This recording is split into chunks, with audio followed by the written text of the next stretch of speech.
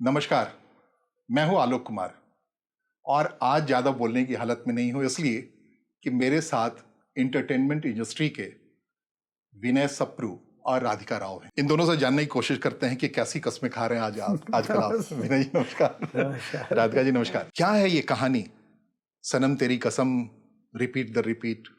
Sir पहले तो ये बताइए सर कि आपने वही कहानी है कि आपने मेरे से और राधिका जी से बात करने के लिए कैसे हम लोगों को इनवाइट किया और कैसे आपने दिल और दिमाग बनाया कि आप हमारे साथ बात विनय जी बड़ा मैं खुद मायूस था इस बात को लेकर के कि थिएटर्स में लोग क्यों नहीं आ रहे और ओटीटी प्लेटफॉर्म पे चले गए। ठीक समझ में आया कि कोविड-19 का एक दौर था, लेकिन उससे पहले भी ये सिलसिला शुरू हो गया था और बाद में तो बिल्कुल साइफन ऑफ हो गया। तो ऐसा कौन सा जादू चलाया आप लोगों ने कि पुरानी शराब को नए बॉटल में पैक किया और लोग दौड़ पड़े थिएटर की ओर? ये जानने के लिए चाह रहा था ये करिश्मा क्या है आप दोनों का? नहीं, आपने सही कहा कि ये जो एक ये मासूमियत सभी को थी कि ऑडियंस थिएटर क्यों नहीं जा रही है और कहीं कई कई तरह की अटकलें, कई कई तरह की एक लॉजिक बनाया गया, डिस्कशन हो रहे हैं, कोई ये कारण दे रहा है, कोई वो कारण दे रहा है।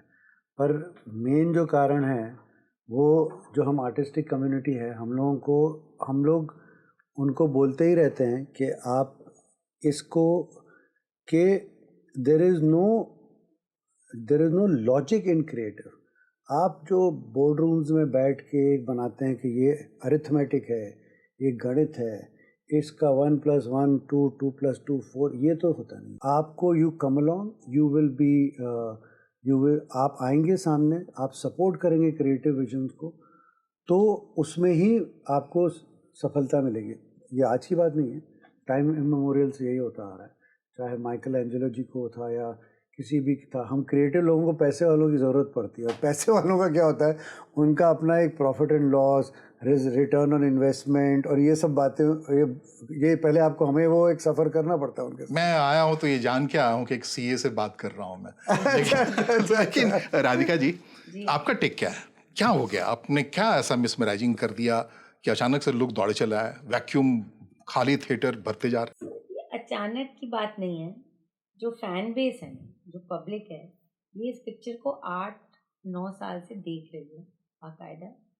और जब भी इन्होंने इस फिल्म को किसी भी प्लेटफॉर्म पे देखा है तो उन्होंने इस फिल्म को बहुत बहुत बहुत ज़्यादा प्यार दिया। और जिसने भी देखा है उनकी एक ही रिग्रेट रही कि यार हम लोग थिएटर में क्यों नहीं गए उस टाइम। ये कुछ अचानक की बात नहीं है। ये 9 साल से इस फिल्म के बारे में यही चैटर रही है। हर फैन एक दूसरे फैन से बात करता था, हमारे साथ तो बात ही करते थे, अपने आप में बात करते थे कि यार हम गए क्यों नहीं, कैसे मिस हो गई ये अच्छी पिक्चर। ये सोना, ये जेम जो हमारे नीचे था, हमारे पास था, हम गए नहीं, हमने सपोर्ट नहीं की इस पिक्चर। तो ये continuous chatter has been there for 8.5-9 years। तो जब री रिलीज हुई, जिसके लिए वो हमेशा हमें रीच आउट करके बोलते थे कि प्लीज रिलीज करो, प्रोड्यूसर को बोलते थे, एक्टर को बोलते थे, डायरेक्टर को, हर लेवल पे जिसको भी रीच आउट कर पाते थे, फैन यही कहता था कि आप इस पिक्चर को एक बार री रिलीज कीजिए। और हमने कश्मीर से कन्याकुमारी, बंगाल से पंजाब थिएटर को भरे नहीं ना, तो फिर हम अपना मुंह नहीं दिखाएंगे आपके डीएम और आपके फेस। मैं दर्शकों को बता दूं जो कनेक्ट नहीं कर पा रहे हैं उनके लिए, और बाकी लोग तो कनेक्ट कर ही गए होंगे, कि विनय सप्रू और राधिका राव म्यूजिक के लिए पैशनेट हैं और 200 से ज्यादा म्यूजिक एल्बम इन्होंने दिया है अलग अलग तरीके से। और सनम तेरी कसम 2016 में फिल्म आई थी जो तब शायद नहीं चल पाई थी, इनको रिकैप किया उन्होंने और री रिलीज किया और हंगामा खड़ा है पिछले हफ्ते भर से। और लग रहा है सारे लोग देख रहे हैं कि क्या जादू कर गया, सारे थिएटर की ओर भाग रहे हैं उस फिल्म में प्रेम के भाव को पढ़ने के लिए, उसके संगीत को समझने के लिए। गलत बोल रहा हूँ विनय जी मैं? नहीं, सही कह रहे हैं आप।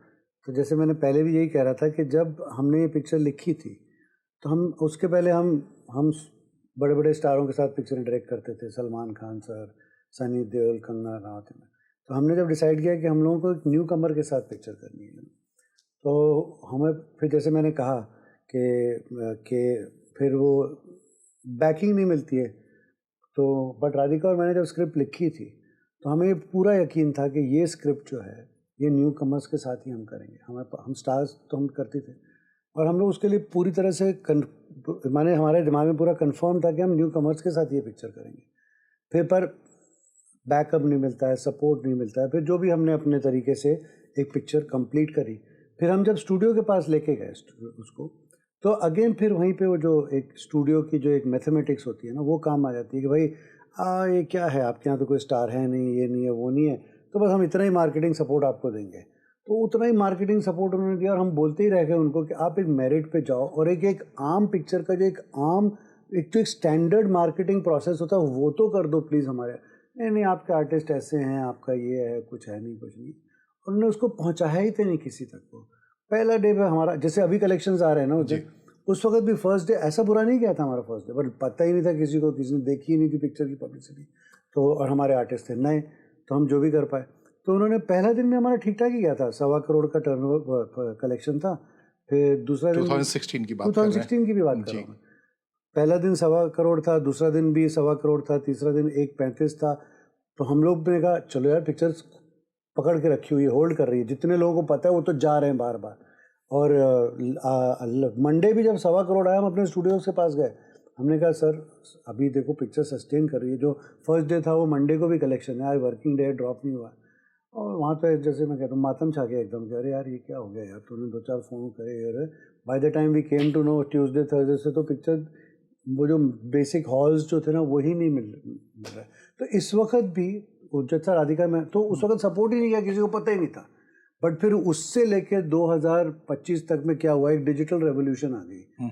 तो अब क्या हुआ, वो जो बीच के लोग थे ना उनकी ज़रूरत ही नहीं पड़ रही है मार्केटिंग और प्रमोशन में, यू नो।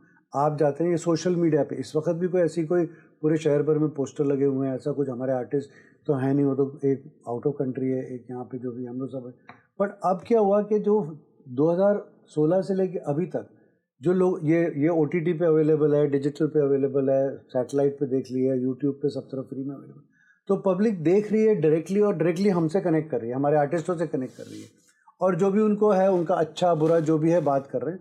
और अब तो थिएटर में आके सेलिब्रेशन चल रही है।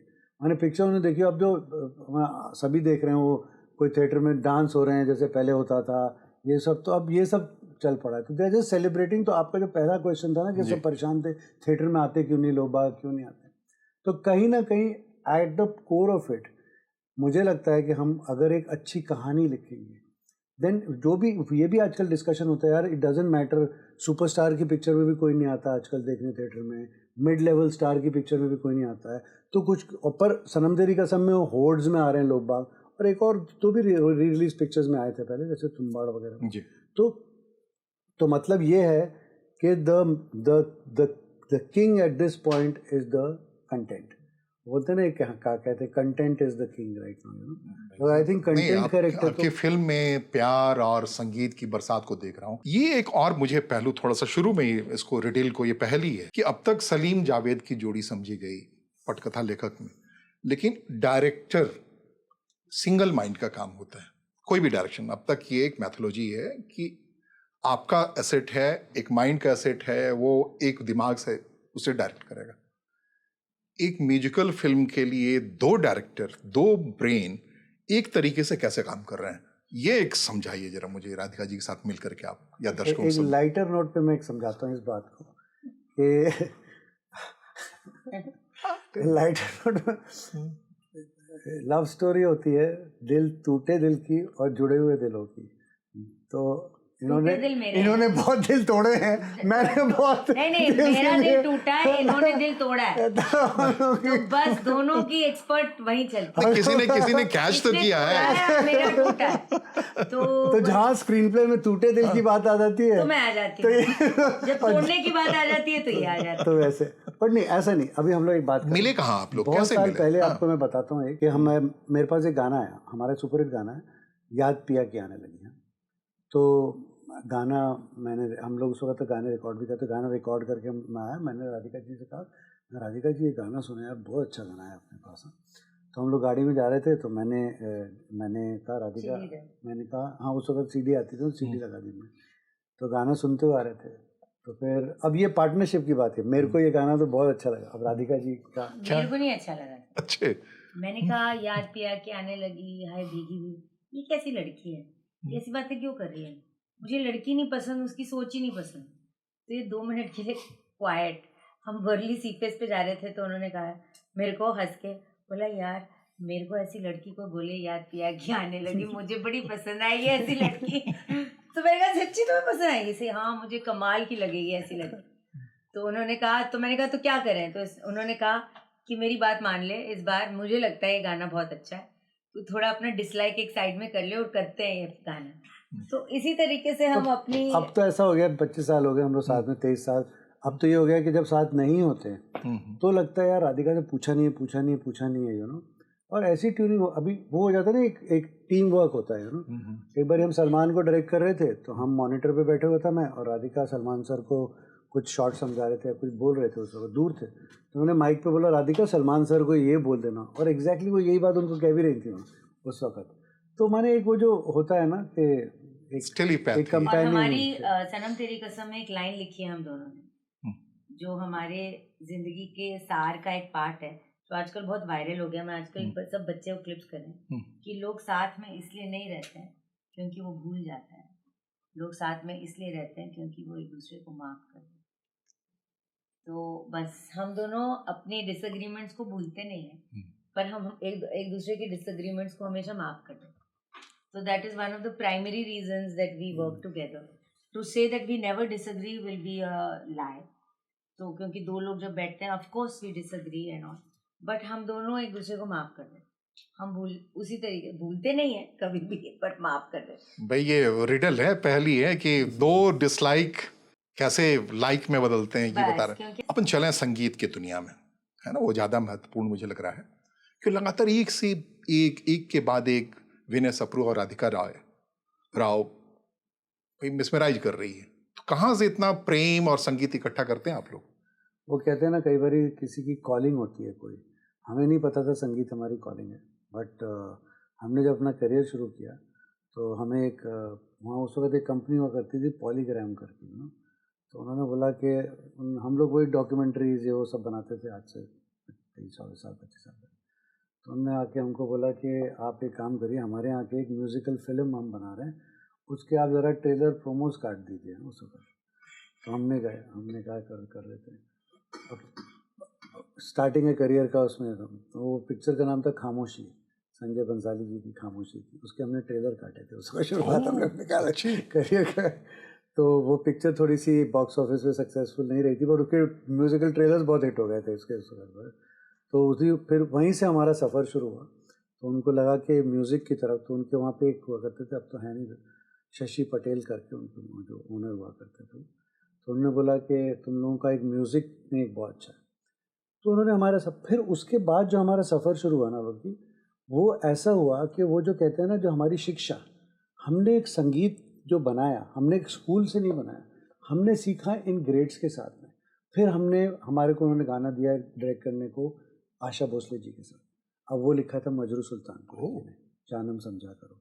फिर उसके बाद हमने हृदयनाथ मंगेशकर जी के साथ गाना किया, लता जी के साथ में, पायो जी मैंने राम रतन धन पायो। फिर गुलाम अली जी, आबिदा परवीन, मेहंदी हसन, जगजीत सिंह जी, पंकज उदास जी। तो उस वक्त और क्या हो रहा था ना, उस वक्त ये सब लेजेंड सिंगर्स थे, पर उस वक्त MTV और चैनल भी सब आ रहे थे। तो ये कंफ्यूज था कि ऑडियो तो अच्छे थे, उन ऑडियोज़ को एक विजुअल्स भी चाहिए थे, यू नो। तो वो विजुअल्स का जो था, पूरा जो विजुअलाइजेशन ऑफ दीज ग्रेट्स और इनके जो गाने थे नॉन फिल्म और पॉप एरिया, वो हम लोगों ने किए। तो जैसे वो पंकज दास जी की गज़ल थी, आहिस्ता कीजिए बातें धड़कने कोई, वो आपका है? आप लोगों ने की? वो भी हमारा है। फिर उसके बाद पंकज जी के सारे, चांदी जैसा रंग है तेरा, ये वो पंकज जी के सारे गाने फिर हमने किए, यू नो। तो जगजीत सिंह जी के गाने। तो इस तरह से क्या हुआ कि वो जो सफ़र शुरू हुआ इन ग्रेट्स के साथ में, तो आज भी जब हम लोग नए सिंगर्स के साथ काम करते हैं ना, तो हमारा जो हमने सीखा हुआ सार, जो उन सबके साथ सीखा हुआ है, वो अब जब यहाँ आते हैं, तो फिर जब नए आते हैं सिंगर्स, तो चाहे वो ध्वनि भानुशाली को हमने लॉन्च किया, या हमारे जो गाने हैं सनम तेरी कसम के गाने हैं जैसे, तो वो सारा वो जो एक, या फिर हमने अदनान सामी जी को एज अ म्यूज़िक कंपोजर हमने ब्रेक दिया था, हमारी जो पिक्चर थी लक्की करके उसमें। So it's been a learning जो वहाँ से आई, और फिर कहते हैं कि जो कॉलिंग होती है आदमी की, वो, और फिर इसका सफ़र है सारा, दोनों साथ मिल के करते रहे संगीत में। हाँ, लेकिन एक कांटा लगा, एक अभी जो इशू है, जो विजुअल कंटेंट पे हम लोग परोस रहे हैं, सुप्रीम कोर्ट तक उससे सचेत है, रणवीर इलाहाबादिया का मामला सामने है और बहुत सारे लोग ऐसे सामने। तो जब आप वो कांटा लगा फिल्म रीडायरेक्ट कर रहे थे, वो संगीत को, उस म्यूजिक को रीडायरेक्ट कर रहे थे, लॉन्च कर रहे थे, तो उस समय उंगलियां नहीं उठी जितना भी हंगामा हो रहा है? सर उस वक्त बहुत उंगलियां उठी थी। आपको मैं बताता हूँ कि जब मैं और राधिका जी का क्या, हमारी एक ये क्यों चलती है इस तरह से मैसेज में हमारा सिनेमा या हमारे गाने, क्योंकि हमने कभी भी हम सेट पे जाते हैं ना, तो हम कभी भी ऐसे नहीं सोचते कि अब यार इसको क्या करते हैं, ऐसा कर देते हैं कि इससे थोड़ी सी सेंसेशनलाइजेशन हो जाए या कंट्रोवर्सी बन जाए। Everything is done with all the innocence in mind, you know, जो कि आदमी के दिल के थॉट्स होते हैं। कांटा लगा, उस वक्त के सेंसर बोर्ड के चीफ थे अनुपम खेर जी, हाँ, तो हमको एनडीटीवी से फ़ोन आया था कि जी अब आपको ये आपने देश का मॉरल फाइबर हिला दिया ये गाना करके, यू नो, तो ये ऐसे, ये आपने गलत किया, तो आपको प्लीज़ आइए और question answer in front of sensor cheap and all that, वो सब करना है। तो हमारा यही, हमने उनसे भी यही बात कही थी कि हमने कहा कांटा लगा, एक केस इन स्टडी करते हैं, बंगले के पीछे बेरी के नीचे कांटा लगा। और वो लड़की कॉलेज जाती, कहीं भी आप वीडियो देखेंगे, कहीं भी आपको लगता है कि हमने उसके कोई शरीर का कोई पार्ट दिखाया, लड़की का क्या नेकलाइन दिख रहा है, नहीं दिख रहा है, उसकी पीठ दिख रही है, कमर दिख रही है, नहीं दिख रही है, टांगे दिख रही है, नहीं दिख रही है, ओके, किसिंग सीन है, नहीं है, लड़का लड़की को कभी मिलता है, लड़का और लड़की कभी उस गाने में साथ आए नहीं है, या उन्होंने कुछ, लड़का उसको बेहूदी तरीके से पकड़ता है, कुछ करता है, कुछ नहीं। इट्स अ गर्ल, वो एक लड़की है कॉलेज की, वो जाती है अपना, सब बच्चे यहाँ पे ले रहे थे छापा, वो बोलती है मेरे यहाँ पे मारो, मेरे दिल पे मारो। अब ना इधर से जो सफ़र शुरू हुआ कांटा लगा का, अब it was the story of that, but there is no, and it is in our world of fairy tales, and we are very proud of that song. ऐसा नहीं है कि हमने कभी वो नहीं किया, और हमें 200 बार वो भी आया कि कांटा लगा पार्ट 2 तो बना ही दीजिए, कांटा लगा पार्ट 2 तो बना ही दीजिए इसमें, पर हमने कभी, हमारे वो कहानी थी ही नहीं कांटा लगा पार्ट 2 की, तो हमने कभी किया भी नहीं। बट ऐसा कभी भी नहीं था कि there is any vulgarity in the song, there is any vulgarity in the video, कुछ है ही नहीं ऐसा। अब ये परसेप्शन है लोगों का, क्योंकि बंगले के पीछे आए बेरी के नीचे कांटा लगा, तो अभी इसका आप कुछ और मतलब निकाल रहे हैं। तो नहीं भाई, सवाल तो इसी का है ना भाई, आप जो कह रहे हैं लेकिन दिख क्या रहा है आपके कहने पर? हाँ, भाई एंटरटेनमेंट, भाई ये बड़ी बात है ना कि आप कह तो रहे हैं सब कुछ। आलोक जी, मैं एक बात बोलती हूँ, जब हम लोग ड्रामा एंड सिनेमा की बात करते हैं, जैसे कि प्योर लव स्टोरी है जैसे सनम तेरी कसम, और सेंसुअलिटी भी इस दुनिया का एक दायरा है जी। हम लोग अपने एपिक्स भी पढ़ते हैं, और हम कामा सूत्रा भी, यही कंट्री है जिसने दोनों लिखी है। तो हम बिलीव करते हैं कि यस, ऑल रस जो जिंदगी के होते हैं, तो हम लोग किसी ना किसी तरीके से उसे पेश करते हैं। बट अगर आप हमारा कोई भी काम देखोगे, like we said, even in a कांटा, एक्चुअली आप बेल उठाओगे और देखोगे तो एज सच कोई अश्लीलता नहीं होती है, बट यस, इंटेंट सेंसुअलिटी की थी, वो हम डिनाई नहीं कर सकते, वो थी हमारी, बिकॉज वो गाने के बोल ही ऐसे थे। बट उसमें भी हमने अपने दायरे किए हैं, और जो हम परहेज करते हैं कि फैमिली के साथ बैठ के ऐसी कोई चीज़ नहीं हो रही होती है जो इतनी वल्गर होती है कि आप देख नहीं सकते। सेंसुअस फील आप जरूर कर सकते हो, जिसके बारे में हम लोग कहते हैं हमारे देश में सेंसुअलिटी, ह्यूमैनिटी है, हाँ ह्यूमैनिटी है, पार्ट है, तो उसको हम ये नहीं कह सकते it does not exist. But अश्लीलता, गंदगी, गंदे सोच, ये सब हमारे काम में आप कभी नहीं देखो, मॉरली इनकरेक्ट नहीं हो हाँ। सकता। कांटा लगा सबसे ज्यादा बच्चे देख के नाचते थे, हैप्पी होते थे, क्योंकि वो एक क्यूट सी कॉलेज की लड़की की कहानी। इनफैक्ट हम एक बहुत बड़े स्टार के घर पे थे, और वो हमको यही बोल रहा था, देखो राधिका विनय, तुमने यार ये बहुत गलत काम किया, ये ऐसे नहीं किया जाता है, कांटा लगा ये वो। तो उसका एक 2 साल का नेव्यू आता है वहाँ पे, और वो आता है, ताता ताता कांटा लगा ये क्या हो रहा है यार, ये छोटे छोटे, because it was the kids which were liking it, you know, तो बच्चों को पसंद आ रहा था, बच्चों की कहानी थी, बट अश्लीलता जैसे राधिका जी ने कहा, और वो हम लोगों का असभ्यता, मॉरली इनकरेक्ट, हम लोग गंदी बहुत बातें, स्ट्रांगली फील करते हैं उसके बारे में, तो we don't like to dabble in those kind of things also. Again Sanam Teri Kasam पे लौटते हैं। अभी जो दर्शक वहां जा रहे हैं, जो आपको ब्लॉकबस्टर सा दिख रहा है, वो वही 16, 20, 21 के जा रहे हैं। तो इनके बीच जो कंटेंट आप परोसते हैं, तो क्या लगता है जो अट्रैक्ट करता हो दिख रहा है, कि क्या ये भी चाहते हैं कि बहुत वल्गर ना हो और कंटेंट एक क्वालिटी की हो, या फिर क्या है? सर यही बात है, और मैं और राधिका जी की जो हमारी कहानियाँ हैं ना, वो हमारे खुद के लिटरेचर पे बेस्ड होती है या हम वर्ल्ड लिटरेचर पे बेस्ड होती है। सनम तेरी कसम भी जब हम बना रहे थे तो हमें काम तो यंगस्टर्स के लिए कहानी बना रहे हैं और कॉलेज रोमांस माने उस किस्म का जो है ना कि निकले हैं सब यंग है एकदम से यूथ। तो हमें यही बोला उन्होंने कि क्या ही टाइटल है सनम तेरी कसम, आपका तो कुछ इंग्लिश होना चाहिए उसमें, कुछ ऐसे होते हैं ना कि थोड़ा सा एक इंग्लिश की वर्ड होनी चाहिए। मैं तो आज के दौर में बताऊं कि सनम नहीं होना चाहिए, प्रभु होना चाहिए, और कसम की जगह क्या शब्द कहेंगे नहीं उसे, वो नहीं क्या, वो प्रण होना चाहिए। नहीं नहीं, वो वो भी नहीं वो कह भी रहे। नहीं कहते, वो कहते हैं कि इंग्लिश का कुछ डालो, इंग्लिश का इंग्लिश कोई का गिफ्ट चाहिए। टाइप अगर सनम तेरी जेनजी नहीं है, जेनजी नहीं है, वो अच्छे, बोलते हैं जेनजी नहीं कि है। उसमें सनम तेरी कसम नहीं बोले लव यू सनम कर दो या ऐसे कुछ टाइटल बना दो ना तो पब्लिक जाएगी। जेनजी सनम तेरी कसम नहीं देखनी। आजकल तो कॉलेज में कहीं कहीं पढ़ाने में हाँ, जाता हूँ तो जेनजी से मैं भी इस शब्द से बड़ा परेशान रहता हूँ कि कुछ इंग्लिश हाँ, का हाँ, कुछ हाँ, करो। फिर उन्होंने ये भी बोला यार तुम्हारे क्या है, वो लड़की कह रही है वो शादी करना चाहती है, वो अपने तो वो शादी, marriage is an outdated institution. क्या ये कहानी है कि लड़की शादी करना चाहती है। फिर लड़की बोलती है वो अपने पिता से बहुत प्यार करती है और पिता की जो कहते हैं पिता उनको मानती है और उसको रिस्पेक्ट करती है। और क्या ये कहानी है तुम लोगों की, ये कैसे, youth is not, you don't understand the youth of our country, you need to just correct it. और जब पिक्चर फर्स्ट रन पे हुई नहीं तो बहुत सारे 4-5 क्रिटिक है, मैं आपके माध्यम से उनको ढूंढना भी चाहूँगा, वो 5 क्रिटिक्स जो थे उन्होंने बोला इट्स अ रिग्रेसिव फिल्म, ये फिल्म बिल्कुल बेकार है, इसका कोई इसीलिए नहीं चलेगी, कोई देखेगा नहीं इसको, इस तरह के रिव्यूज आ रहे थे हमको। और राधिका भी बोले यार हमारे कंट्री को हम जानते हैं उसके मॉरल्स क्या हैं, उसका यूथ क्या चाहता है, तो हम ये कहाँ से गलत हो सकते हैं। तो हमने कहा नहीं, ये कहानी हमारे संस्कारों में बंधी हुई है और हम इसको कहना चाहते हैं। तो उसके अब अगर हम लोग, और जो क्लाइमैक्स था उस पिक्चर का, वो हमने हरिवंश राय बच्चन जी की एक पोएम है उससे इंस्पायर्ड होकर लिखी थी कि मन का हो तो अच्छा, ना हो तो और भी अच्छा, क्योंकि वो ईश्वर की मर्जी। अब आप ये ईश्वर की बातें कर रहे हो, ये तो हमें तो पूरा ट्रोल कर दिया था, ये वोक जर्नलिस्ट और ये जो थे ना, ये लोगों ने तो ये आउटडेटेड फिल्म मेकर्स हैं, ये बना रहे हैं 90s सिनेमा, हमें उस तरह से आउटडेट करे। हमने कहा यार क्या ही हो गया। कट टू ये आता है, ये 10 साल पुरानी फिल्म जी। 10 साल में हमारे देश का भी एक माहौल बदला, हमारे देश का भी एक अपनी संस्कृति की तरफ में जाने लग गया, सारे के सारे उस किस्म की बातें होने लग गई।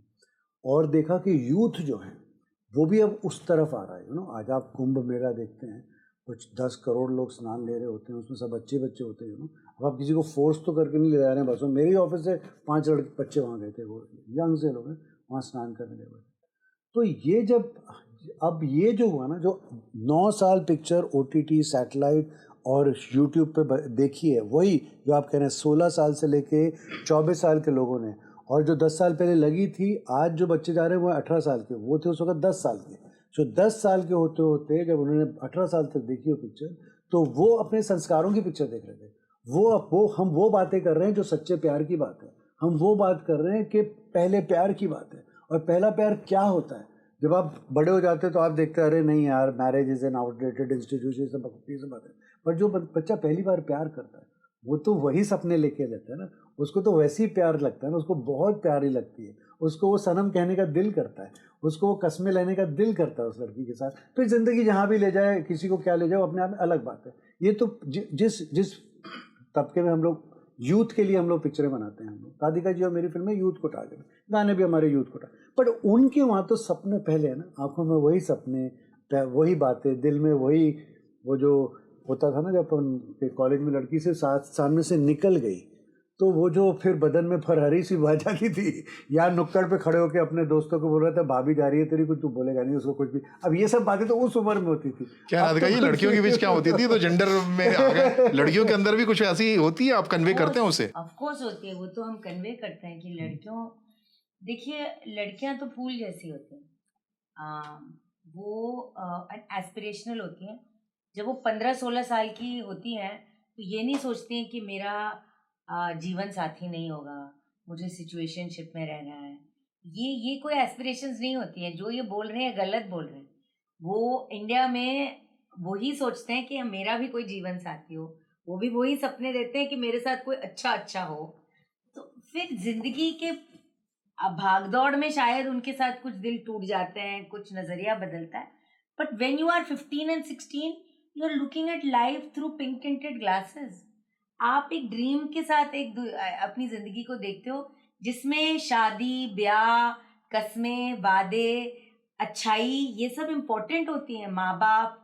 तो मैं वही कहती हूँ, जो लोग हमसे कह रहे थे कि ये सब इम्पोर्टेंट नहीं है, उनको यूथ की नॉलेज नहीं है, वो मिसरिप्रेजेंट कर रहे हैं हमारे यूथ को।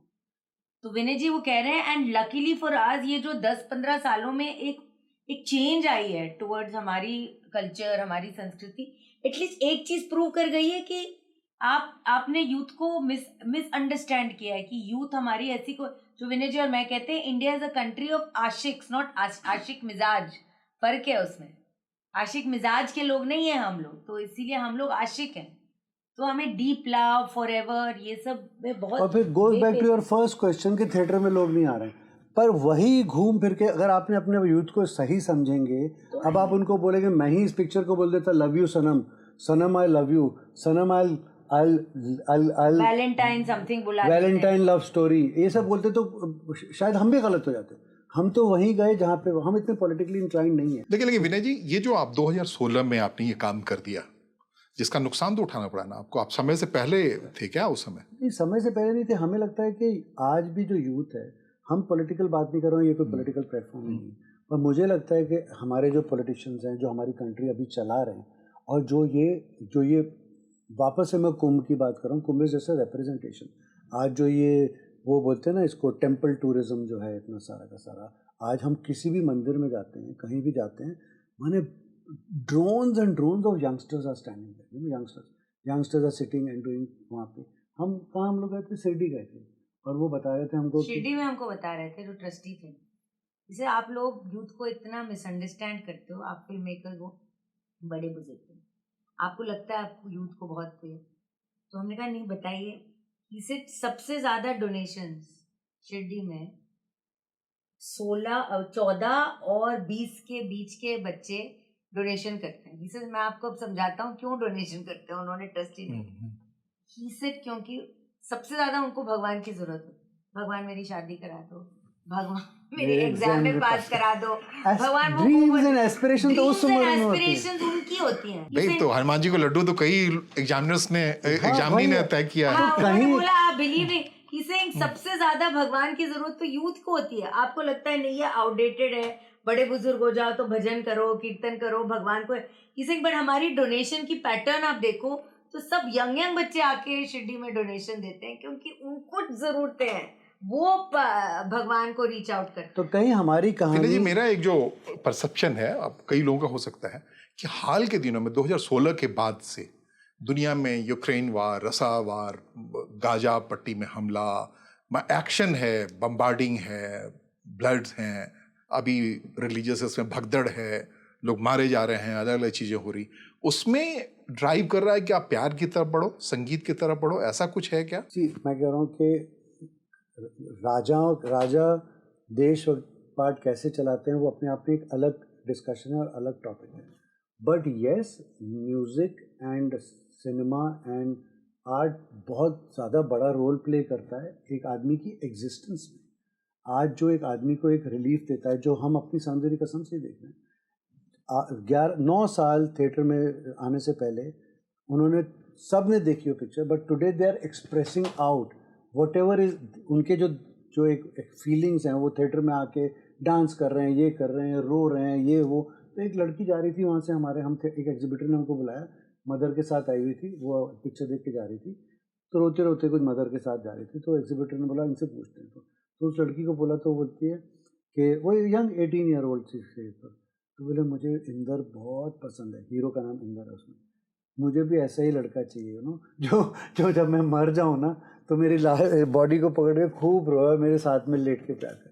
Now all this is expression.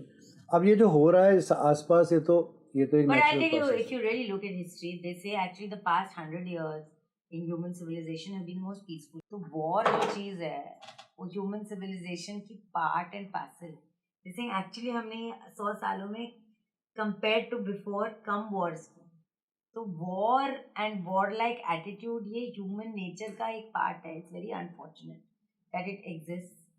But as you say, music and art and love and all जो tender emotions जो art देती है वो बहुत important है, क्योंकि हम वो वॉर लाइक जो एग्रेसिव जो हमारी ह्यूमन नेचर है वो उसको दबाने और उसको हटाने की बहुत हेल्प करती है, because music brings people together, music brings differences together. अच्छा, जैसे जिसके साथ आप म्यूजिक शेयर करते हो और आप खाना शेयर करते हो, आपके सारे जो गिले शिकवे होते हैं आप you can solve it over music and you can solve it over a lunch और a dinner with a person. तो of course these are the better things in life and every time the world goes through something like this. So music से तो आप माने जो वही कहते हैं ना, म्यूजिक से तो आप पूरी दुनिया को चेंज कर सकते हैं। एक तरफ ये वॉर्स हो रही हैं और एक तरफ ये कॉन्सर्ट इकोनॉमी शुरू हो गई है। मतलब थिएटर्स पे तो पब्लिक जाती थी, they are now going for concerts. चाहे दिलजीत दोसांझ हैं, दिलजीत दोसांझ, ये अपना कोल्ड प्ले, माने टेलर स्विफ्ट का तो बात ही अलग है, वो तो बोलते हैं America and all there, she is her concerts are contributing to such large economies like America and UK and all. And wherever music is good and music plays, coming back to your first question is, they think OTT killed theaters. That's not the truth. It's a lie, no? Sanam Teri Kasam has proved it.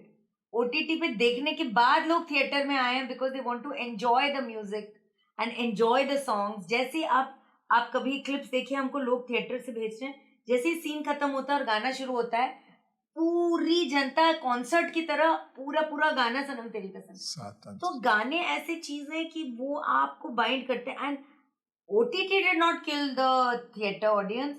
It is the removal of music which is one of the primary contributors. ये 15-10 साल में लोगों ने गाने निकालना शुरू कर दिया पिक्चरों में से। कहते हैं लूज करती है, टाइट करो picture. Certain segments of filmmakers came जिन्होंने बोला कि गाना निकालो, इंडियन फिल्मों में से गाना निकालो। आउटडेटेड फॉरेन फिल्मों में गाने नहीं होते। आपने ऑडियंस ही निकाल दी, OTT ने ऑडियंस नहीं निकाली, हमने खुद ऐसी पिक्चरें बना के ऑडियंस को निकाली। तो गाने ही नहीं होते थे। अब आप हमारे बताइए, हम लोग के यहाँ पे हनुमान चालीसा गायकी में है, मंत्र गायकी में है, आरती गायकी में है, चाहे हर रिलीजन में। नहीं, वी आर डाइवर्सिफाई और हर जगह हर इलाके का अपना म्यूजिक है। म्यूजिक है जो कहते हैं ना, सुर और लय में हमारे फिल्म मेकर्स ने और हमारे ने बोला नहीं यार, सबसे पहले इसको निकालो। देखो ना यार, फॉरेन फिल्म्स में तो ये सब नहीं होता है यार, तुम आउटडेटेड। सस्पेंशन ऑफ रियलिटी होती है, आप गाना बीच में हीरो गा रहा है, हीरोइन, ऐसे कैसे हो सकता है? But movies are about magic, they have nothing to do with logic. And our country we like, हम लोग रामलीला भी देखते हैं ऐसे। हमारा ये है कि हम मंदिर में जाते हैं और हम लोग वो सब हमें अच्छे लगता है। देखिए, you both are most creative brain of Hindi cinema, musical particularly. लेकिन एक बात जो सवाल है इस वैक्यूम से निकलता है कि री रिलीज होना, उस क्रिएटिविटी को एक स्टॉपेज नहीं देना होता है कि आप पुरानी चीज़ों को फिर से ला रहे हैं। इस समय में आप नया कुछ ला करके तहलका मचा सकते थे, या तो आप बहुत डरे हुए हैं इसलिए पुरानी चीज़ों को फिर से ला रहे हैं, या नया कुछ कर नहीं पा रहे हैं, माहौल नहीं मिल रहा है। ऐसा है। इसी बिजनेस का एक अपना एस्पेक्ट है। सी जो बिजनेसमैन होते हैं वो देखते हैं कि ये चीज़ हमको 4 पैसे दे रही है, तो वो स्ट्रक्चर बना लेते हैं अपने 4 पैसों के लिए। जहाँ तक हमारा सवाल है, पर्सनली हमारा जो सवाल है, for us this re release has been a reaffirmation हमारे क्रिएटिव्स में, हमारे सबको ही पता है हमारे गाने जो हैं इस वक्त टी सीरीज़ का नंबर 1 गाना हमारा है वास्ते, 1.6 बिलियन व्यूज़। नंबर 2 गाना हमारा है लुट गए, 1.5 बिलियन व्यूज़। नंबर 6 गाना हमारा है ले जा रे। सोनी म्यूज़िक का 1, 2, 3 हमारा है। यूनिवर्सल म्यूज़िक के 1 to 7 पे हमारे गाने हैं सारे के सारे। सो 20 साल से जो हमारे वो सब नंबर 1 पे हर तरफ हैं। एज फिल्म मेकर्स ऑल्सो हमारी पिक्चरों के बारे में हम सोचते हैं कि यार सनम तेरी हमारी लास्ट फिल्म होता क्यों नहीं आई। So as for us this re release personally business angle was almost a reaffirmation of our faith. Picture actually हम सलमान सर की बातें करते हैं, हमने बहुत जगह बात भी किया हुआ। तो जब 4 दिन बचे थे पिक्चर की रिलीज़ को, गर्म ही नहीं हो रही। मैं हर्ष से पूछ रहा हूँ, हर्ष तो प्रमोशन के लिए कहाँ गया? तो बेचारा कहीं जा ही नहीं पा रहा था, भेज ही नहीं रहे थे उसको कहीं, और मावरा भी कहीं भी नहीं। तो वो कहाँ गए सर? उनके स्टूडियो के ऑफिस गए, वहाँ से वापस स्टूडियो के ऑफिस वापस। तो पूरी पिक्चर किल हो गई। 4 दिन पहले हम सलमान सर के पास गए। किसके पास जाता है आदमी? जिन पे ट्रस्ट होता है, फेथ होता है, और वो सुपरस्टार हैं कि वो हमको बोल दें कि पिक्चर अच्छी है या कुछ है, तो हम शायद कुछ एक क्रिएटिव तो बुझ जाता है ना सर पूरा। आपने लिखी है और डायरेक्ट नहीं की, लिखी भी है सर। जो वो वर्ड, एक वर्ड जो वो लोग बोल रहे हैं वो हमारे उससे। तो अभी उसका सलमान सर को हमने जब ट्रेलर दिखाया, उन्होंने ट्रेलर देखते बोला सुपर हिट है पिक्चर तुम लोगों की। हमने कहा चलो यार, एक रीअफर्मेशन ऑफ फेथ हुआ कि एटलीस्ट इंडस्ट्री का इतना बड़ा सुपरस्टार बोल रहा है। फिर जो हमने कहा सलमान आप ट्वीट कर दोगे तो शायद हमारी ज़िंदगी में कुछ तो उन्होंने ट्वीट भी किया, लिखा कि तेरे नाम में ये गाना होता था मेरे जो इस पिक्चर में। तो उन्होंने तेरे नाम और सनम तेरी कसम एक ट्वीट में उन्होंने उसको बराबरी में ला के खड़ा किया। वो आप पूछे थे ना सलमान सर में क्या है, सर ये गिविंग नेचर सर। आपको पता है राधिका विनय से उनको क्या ही मिल जाएगा, मैं क्या ही दे दूंगा सलमान सर को, उनके पास तो सब कुछ है। पर उन्होंने भी हमारी हम वो जो एक कंपैशन होता है ना हम लोगों का ट्रू क्रिएटर्स को देख के उनकी आंखों में था। उन्होंने बोला इन लोगों का, मैंने जब उन्होंने देखा उनको, उन्होंने एक ट्वीट में डाला तेरे नाम और सनम तेरी कसम का नाम एक साथ। तो फिर वहाँ से फिर जर्नी शुरू हुई। जब हम लोग भी जब नए लड़के नई लड़की को ब्रेक देते हैं, वो भी बड़ी उम्मीदों के साथ हमारे पास आते हैं। अब हर्ष मावरा दोनों तो बेचारी इतनी दूर से आई थी हमारे पास, सपने लेके आते हैं, सब लेके आते हैं। और कैप्टन ऑफ द शिप कौन? हम। डायलॉग जो वो बोल रहे हैं किसने लिखे? हमने। तो सब हमारा, तो फेलियर भी हमारा। तो अगर वो फेल हो गए बेचारे दोनों तो वो भी हमारा ही ब्लेम है। आपकी बड़ी सफलता है, और सफलता के बीच में आपको नहीं लगता ये ट्रेंड पकड़ लेगा कि पिछले एक डब्बे में जो बंद फिल्में हैं डायरेक्टर्स के या फिर राइटर्स के, वो कहेंगे फिर से लाओ यार, उस समय नहीं चला था, अब लोग आना शुरू किए हैं, तो अब ऐसा। अनफॉर्चुनेटली वो भेड़चाल होएगी, which is not a good thing, क्योंकि हमारे यहाँ तो भेड़चाल की है कि हर री रिलीज नहीं चली है, हर री रिलीज चलेगी, ये भी कोई तो, बट अनफॉर्चुनेटली ये भेड़चाल होएगा। अब सब एक थोक में लेके आएंगे एंड फिर वो भी, because the whole point is if the content is good तो प्लीज री रिलीज कीजिए, एंड नहीं है तो प्लीज भेड़चाल में मत री रिलीज कीजिए। तो हाँ, भेड़चाल तो होगी थोड़ी बहुत, उसको हम लोग डिनाई नहीं करते। पर हम हमेशा उसमें कहते हैं कि ये क्या है कि जो सनम तेरी कसम जैसी पिक्चरें होती हैं, आई थिंक हमारी भी इतनी सारी पिक्चरें, हम भी ये नहीं कहेंगे हमारी सारी पिक्चर रिलीज कर दो, शायद कोई कर भी दे, बट सनम तेरी कसम का is a case where it was truly a labour of love, and जो 9 साल का उसका जो कल्ट स्टेटस था ना सर, वो मेरे को, राधिका जी को हमारे फेसबुक्स पे, इंस्टाग्राम पे, हर्ष के, मावरा के, हमारे प्रोड्यूसर के, सबके इंस्टाग्रामर्स पे, फेसबुक पे, सब पे इतना आता था कि you were like knowing that ये this audience are waiting for it. Sanam Teri Kasam के निर्माताओं से बात करना अंधहीन है, इसको खत्म नहीं किया जा सकता। एक बात सिर्फ बता दीजिए आखिरी में, क्या इसका सिक्वल आने वाला है सनम तेरी कसम का? सर अब हम ये बात कई बार कह भी चुके हैं कि जब सनम तेरी कसम 1 हम लोग लिख रहे थे तो ये कहानी इंदर और सरू की डेथ से ख़त्म नहीं होती है ना, तो ये कहानी कंटिन्यू, उस वक्त भी हमने 2 पार्ट में लिखी थी ये कहानी। हम इतना कहेंगे कि हमने कहानी लिखी हुई है 2 की जो रेडी है हमारी, तभी हमने की थी। तो अब हमारे शेल्फ्स में से हम उस स्क्रिप्ट को जरूर निकालेंगे क्योंकि कुछ इंटरेस्ट है उसमें। अब कैसे बनेगी, कब बनेगी, ये हम एज टाइम पास फिर से बोलेंगे आपसे, आलोक जी से मिलवाएंगे तो फिर हम उसमें बाकी की बातें बताएंगे आपको। ढेरों शुभकामनाएं, और ऐसे ही ऊपर वाला आप पे बरसात करता रहे सौगातों की। थैंक यू, नमस्कार।